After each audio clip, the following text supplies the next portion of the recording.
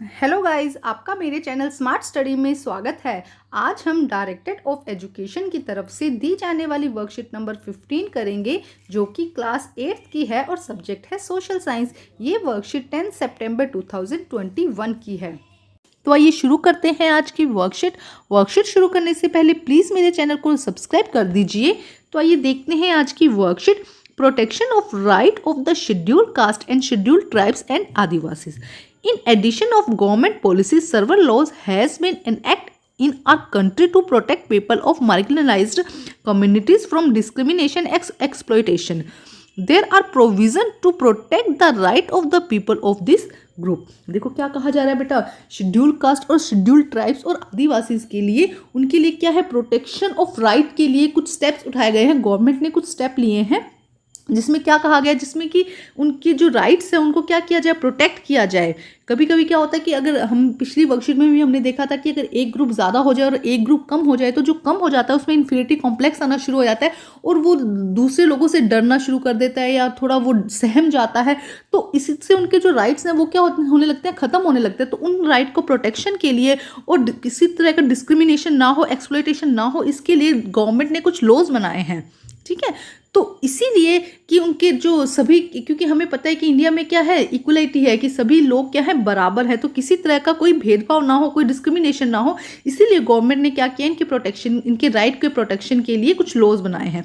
The scheduled caste and scheduled tribes prevention to atrocities act 1989।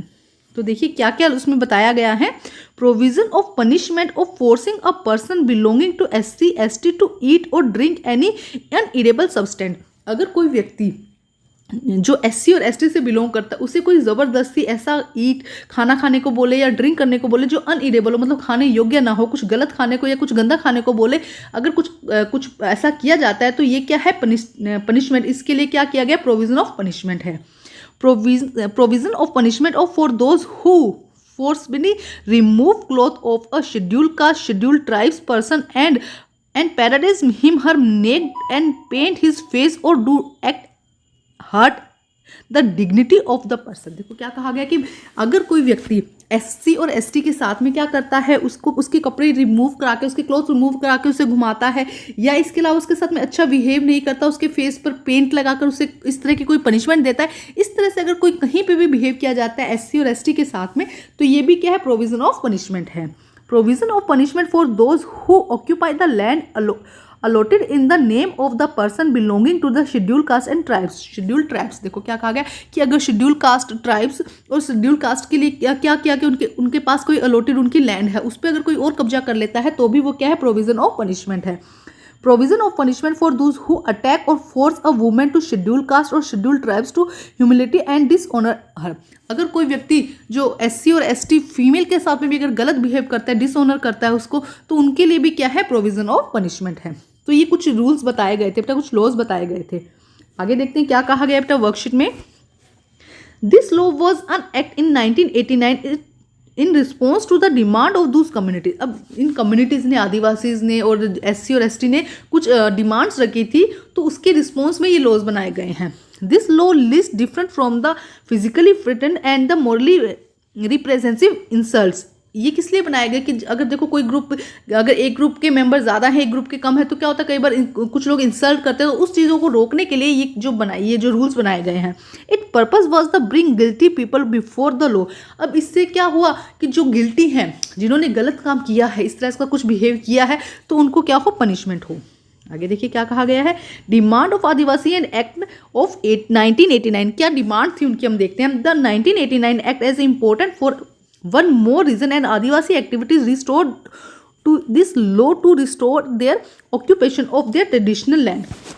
अब देखो वो क्या करना चाहते थे, अपना ऑक्यूपेशन जो है अपनी लैंड पर करना चाहते थे। इसमें क्या कहा गया कि 1989 में क्या किया गया, एक इंपॉर्टेंट रीजन भी था इस लॉ के लिए कि जो एक्टिविटीज़ करते हैं, आदिवासी की जो एक्टिविटी है वो अपनी जो लैंड है उसी पे क्या करना चाहते हैं, अपना ट्रेडिशनल जो उनकी लैंड है वहीं पे वो ऑक्यूपेशन करना चाहते हैं। The land of the tribe can not be constitutionally sold to the and non tribal person.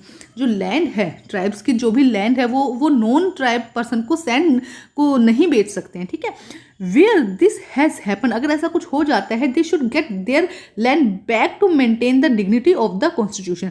अगर कोई व्यक्ति ऐसा कोई ट्राइब्स है जिसने क्या किया, अपनी लैंड किसी नॉन ट्राइब पर्सन को सेंड कर दी है, तो क्या होगा, सेल कर दी, तो उससे क्या होगा, उसको क्या करना होगा कि कॉन्स्टिट्यूशन में क्या कहा गया है कि अगर ऐसा हुआ है तो डिग्निटी ऑफ द कॉन्स्टिट्यूशन, वो लैंड वो वापस उसी ट्राइब को देनी होगी। Tribes activists C.K. Janu alleged that the government of various states are also behind the vulgarity the constitution law of the tribes।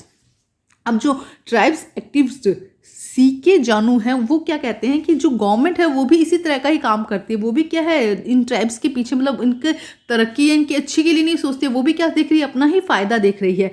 It is that government that allow non-tribe industry to the exploit in the tribe land in the name of the timber trade, paper mill and to dislodge the tribe from their traditional forest। अब देखो हमें ये पता है कि जो आदिवासी हैं, जो ट्राइब्स हैं, आदिवासी कहाँ रहते हैं बेटा, वो फॉरेस्ट में रहते हैं। तो जो गवर्नमेंट है वो क्या कर रही है, वहाँ के ट्रीज को कट कर रही है ना, वो तो उनका वहाँ पे रहना ही वहीं पे है। ट्राइब्स का कहाँ रहेंगे, वो आदिवासी लोग कहाँ रह रहे हैं, वो जंगलों में रह रहे हैं, फॉरेस्ट में रह रहे हैं। तो चाहे ट्राइबल ट्रेड हो, पेपर मिल हो, इसके लिए वो क्या कर रहे हैं, पेड़ों को काट रहे हैं। जब पेड़ों को काट रहे हैं तो उनके एक तरह से उनका घर क्या हो रहा है, खत्म हो रहा है, और इसके बदले वो उन्हें कुछ अच्छा मुनाफा भी नहीं दे रहे हैं। A part of this people are being evicted from the forest by declaring there a reserve and sanctuary। अब इसके अलावा देखो क्या किया जा रहा है, क्योंकि देखो हमें पता है फॉरेस्ट में अलग अलग एनिमल्स होते हैं, तो इसके लिए वहाँ पे क्या रिजर्व और सेंचुरीज बनाई जाती हैं। रिजर्व और सेंचुरी क्या होती है कि जहाँ पे एनिमल बहुत ज़्यादा अलग तरह के एनिमल होते हैं, तो उसको प्रोटेक्ट कर दिया जाता है। तो जब ऐसे एरिया को प्रोटेक्ट कर दिया जाता है तो वहाँ पे जो ह्यूमन बींग है, जो आदिवासी है, उनको वहाँ से दूसरी जगह भेज दिया जाता है या वहाँ से निकाल दिया जाता है। तो इस तरह से भी उनका जो खुद की जो जगह थी वो क्या हो रही है, प्रॉपर्टी छीनी जा रही है।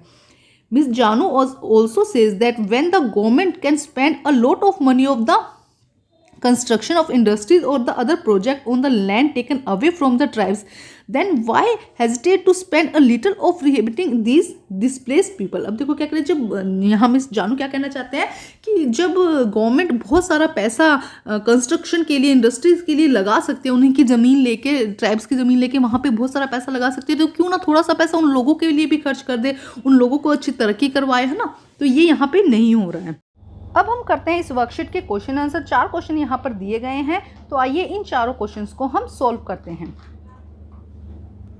क्वेश्चन नंबर 1 देखिए, what was the need to enacting the scheduled caste and the scheduled tribes prevention of the atrocities act 1989। देखो क्या कहा गया है कि 1989 में जो एक्ट बना था उसके अकॉर्डिंग क्या प्रोटेक्शन दी गई थी शेड्यूल कास्ट के लिए, क्या बोला गया था, in order to protect the people of marginalised communities are the discrimination and the exploitation in the country. जो उनके साथ में डिस्क्रिमिनेशन वाला व्यवहार हो रहा है, एक्सप्लॉयटेशन हो रहा है उनका, उसके लिए जितने भी गवर्नमेंट पॉलिसीज बनी है ना, उसके अलावा क्या बना है, 1989 एक्ट बना है। तो in the order to protect the people of marginalised community from the discrimination and the exploitation in the country a part of the government policy there was a need to enact 1989।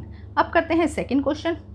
Question number 2 देखिए, what was the main provision of the scheduled caste and the scheduled tribes prevention the atrocities 1989 के दौरान उनको किस तरह की protection दी गई थी, किस तरह से कहा गया था कि अगर उनके साथ किस तरह का व्यवहार हो तब क्या है, पनिशमेंट मिल सकती है। तो देखो किस तरह से प्रोविजन रखा गया।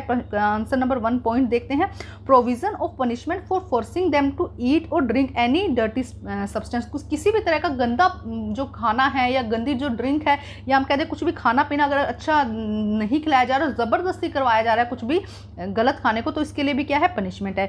Punishment for hurting human reputation, human की रेपुटेशन के लिए अगर किसी ने किसी के साथ गंदा व्यवहार किया है, स्पेशली SC और ST ओबीसी के साथ में, तो उनको भी क्या मिलेगा, इसके लिए पनिशमेंट मिल सकती है। Punishment for humiliating a women belong to a ST और SC और SC ओबीसी के वुमेन्स के साथ में अगर कोई गलत बिहेव करता है, उनके साथ हमला करता है, तो उसके लिए भी उन्हें पनिशमेंट है। तो ये 3 एक्ट रखे गए थे 1989 में। अब हम देखते हैं क्वेश्चन नंबर 3। प्रश्न नंबर 3 में हम देखते हैं क्या कहा गया है। देखो, describe the way by which the tribes habitat are shrinking. जो ट्राइब हैबिटेट्स है, जहाँ पे जो ट्राइब्स रह रहे हैं, उनका जो हैबिटेट है जहाँ वो रह रहे हैं, वो कम क्यों होता जा रहा है, क्या रीजन है इसके। तो देखो फर्स्ट रीजन क्या है, reason for the declaring forest as a reserve and a century.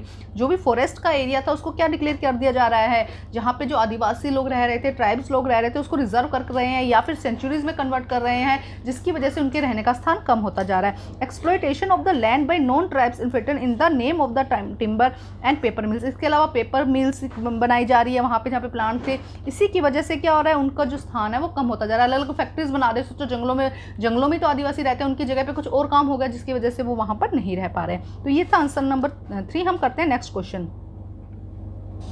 अब हम करते हैं question number 4। How the demand of the tribes were met by the act 1989। 89 के दौरान उनको कौन सी उनकी डिमांड थी जो जिसके लिए यूज़ किया गया।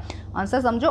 Under this rule adivasi land can not be sold to any non tribe person and by this maintain their hold on their land. देखो क्या कहा गया है कि उन्होंने क्या डिमांड रखी थी कि इसमें क्या था कि जो नॉन ट्राइब्स पर्सन है उसको आदिवासी जो लोग हैं, ट्राइब्स जो लोग हैं, वो क्या नहीं कर सकते, अपनी ज़मीन को जो उनको बेच नहीं सकते। जो नॉन ट्राइबल्स पर्सन है, यहाँ पे ट्राइब्स लिख दीजिएगा।